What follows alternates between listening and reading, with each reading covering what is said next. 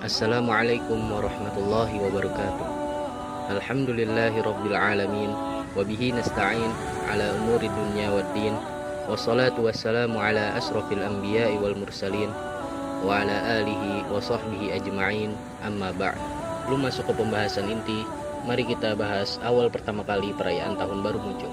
Perayaan tahun baru pada 1 Januari pertama kali dilakukan pada 46 tahun sebelum Masehi, pada masa kekuasaan Kaisar Romawi, yakni Julius Caesar. Kala itu Julius Caesar memutuskan untuk mengganti penanggalan Romawi yang terdiri dari 10 bulan atau 304 hari yang dibuat oleh Romulus pada abad ke-8. Dalam desain kalender baru, Julius Caesar dibantu oleh Sosigenes, seorang ahli astronomi asal Iskandaria di Mesir. Sosigenes menyarankan agar penanggalan baru dibuat berdasarkan revolusi matahari seperti yang dilakukan orang Mesir kuno. Setelah itu, 1 Januari resmi ditetapkan sebagai hari pertama tahun, di mana 1 tahun terdiri atas 365 hari. Saudara-saudara sekalian, dari pembuka di atas kita akan mengetahui bahwa tradisi perayaan tahun baru berawal dari orang-orang kafir Romawi. Lantas, apakah boleh seorang muslim ikut merayakan datangnya tahun baru?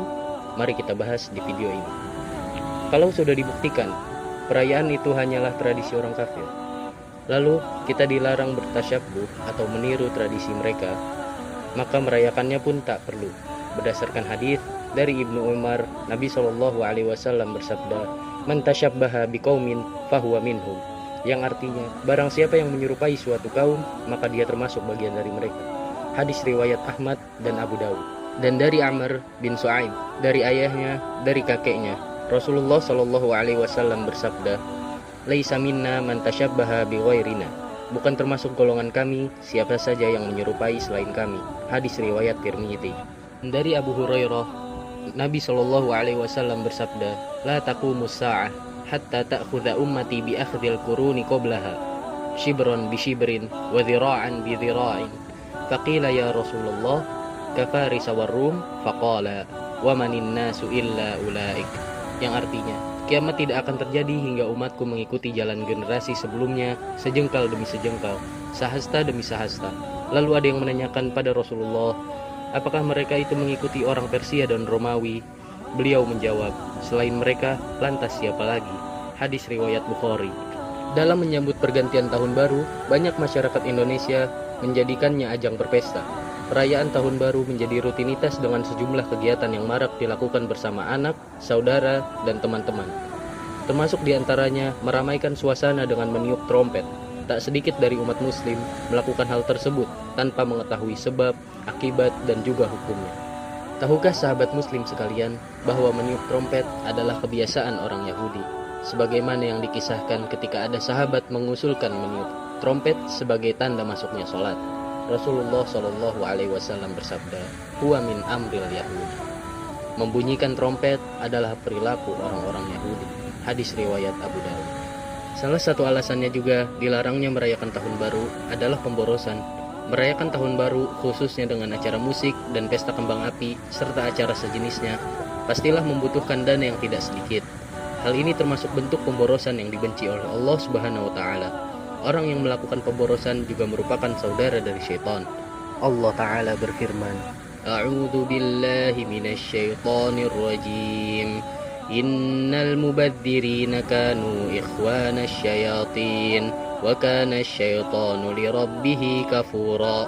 Yang artinya, sesungguhnya pemboros-pemboros itu adalah saudara-saudara syaitan, dan syaitan itu sangat ingkar kepada Tuhannya. Quran Surat Al-Isra ayat 27. Termasuk hal yang paling rusak juga dalam perayaan tahun baru adalah terjerumusnya ke perzinaan. Ini bukan kekhawatiran semata. Ada yang berzina karena sudah direncanakan dari awal, namun ada juga wanita yang terjerumus ke dalam zina saat perayaan tahun baru karena dimulai dari ikhtilat dan mengonsumsi minuman keras hingga mabuk. Na'udzubillahi min dzalik. Allah Ta'ala berfirman, "Wala taqrabuz zina innahu kana fahisyatan wa sa'a sabila." Dan janganlah kamu mendekati zina. Sesungguhnya zina itu adalah suatu perbuatan yang keji dan suatu jalan yang buruk. Quran Surat Al-Isra ayat 32. Alasan lainnya adalah meninggalkan sholat. Seringkali karena begadang sepanjang malam dan baru tidur menjelang fajar atau pagi hari, Orang yang merayakan tahun baru meninggalkan sholat subuh. Bahkan terkadang sholat isya juga tidak dihiraukan, karena mereka merayakan tahun baru sejak petang. Meninggalkan sholat adalah salah satu dosa besar. Bahkan meninggalkan sholat dengan sengaja bisa menjerumuskan seseorang ke dalam kekufuran. Rasulullah Shallallahu Alaihi Wasallam bersabda, "Bainar rojul wa baina syirki wal kufri tarkus sholah." Pembatas bagi antara seseorang dengan syirik dan kufur adalah meninggalkan sholat. Hadis riwayat Muslim. Dari dalil-dalil di atas, bukankah sudah sangat jelas mengenai hukum seorang muslim yang merayakan tahun baru? Apakah golongan mukmin dengan golongan kafir itu sama? Dan golongan manakah yang bisa mengambil sebuah pelajaran?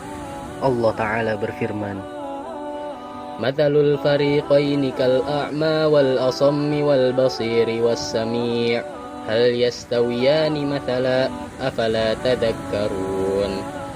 Perumpamaan kedua golongan, yaitu orang kafir dan mukmin, seperti orang buta dan tuli dengan orang yang dapat melihat dan dapat mendengar. Samakah kedua golongan itu? Maka tidakkah kamu mengambil pelajaran? Quran Surat Hud ayat 24. Sahabat muslim yang saya cintai karena Allah, semoga kita semua diberikan taufik dan hidayah oleh Allah Azza wa Jalla. Syukran atas perhatiannya. Wassalamualaikum warahmatullahi wabarakatuh.